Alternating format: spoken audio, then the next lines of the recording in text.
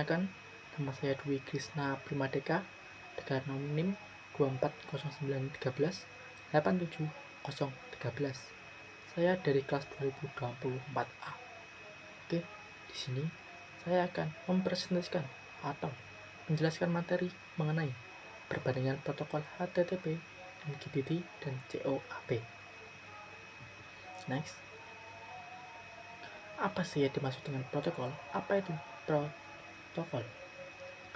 Protokol komunikasi adalah seperangkat aturan yang mengatur cara data dipertukarkan antara perangkat dalam jaringan.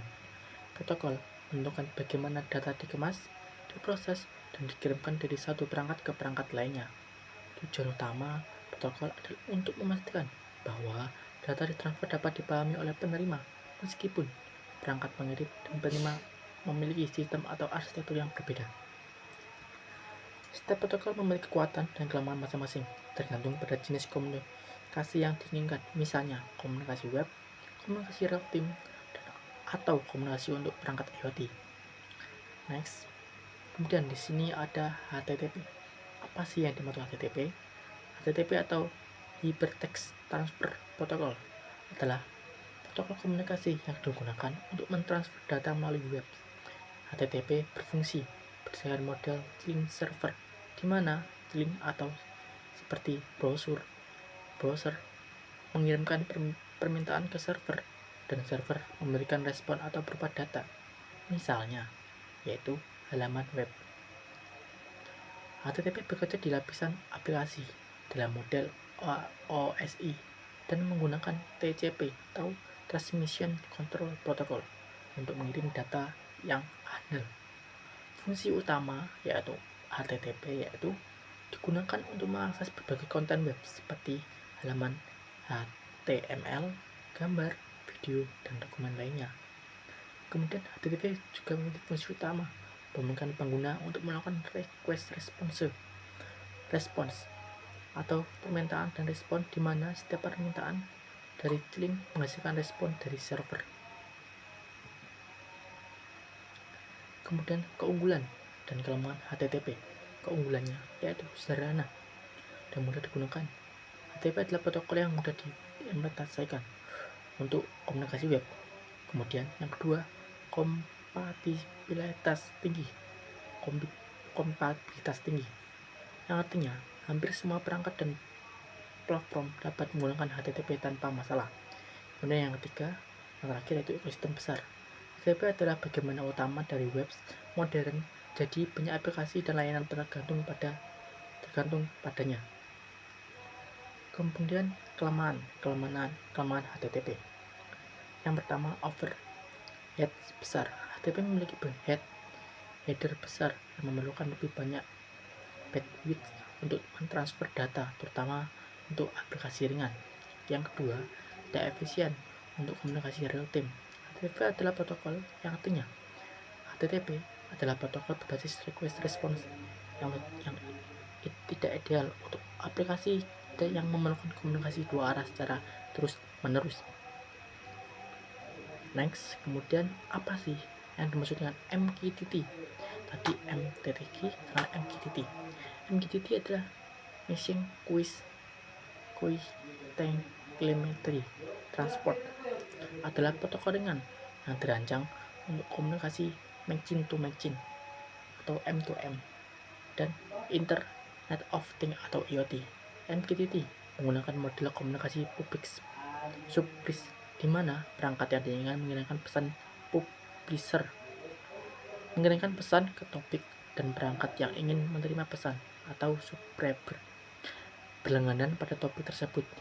MQTT dapat menggunakan TCP atau IP atau UDP sebagai protokol transportasi, tetapi TCP lebih umum digunakan untuk memastikan pengirim pesan yang dapat diadakan. Fungsi utama yaitu MQTT memungkinkan komunikasi yang efisien antara perangkat IoT, terutama dalam skenario di mana perangkat tidak terlalu terhubung ke jaringan. Yang kedua, itu protokol ini sangat cocok untuk aplikasi yang memerlukan komunikasi real time dan mengirimkan data dalam volume kecil. Kemudian keunggulan dan kelemahan MQTT. Keunggulan itu efisien dalam menggunakan bandwidth dan daya. MQTT lebih efisien dibandingkan HTTP karena ukuran besar, ukuran pesan yang lebih kecil, dan desain yang ringan. Kemudian yang kedua, komunikasi real time. MQTT sangat cocok untuk aplikasi yang memerlukan pengiriman pesan real time dan memiliki toleransi terhadap latensi tinggi. Kemudian kelemahan MQTT yaitu memerlukan broker, yang artinya yaitu MQTT membutuhkan broker untuk menangani pengelolaan topik dan pengiriman pesan yang menambahkan kompleksitas implementasi. Kemudian yang kedua, keamanan lebih kompleks. Meskipun aman, pengaturan keamanan pada MQTT lebih rumit, terutama dalam pengelolaan koneksi antara broker dan perangkat. Next, itu apa sih yang terakhir? Apa sih yang dimaksud dengan COAP? COAP atau Constraint Application Protocol adalah protokol komunikasi yang sangat ringan dan dirancang untuk perangkat IoT dengan sumber daya terbatas, seperti sensor atau perangkat kecil yang bekerja di jaringan terbatas. COAP menggunakan UDP atau User Data Protocol sebagai transportasi lebih cepat dan lebih efisien dalam pengiriman data terukur kecil.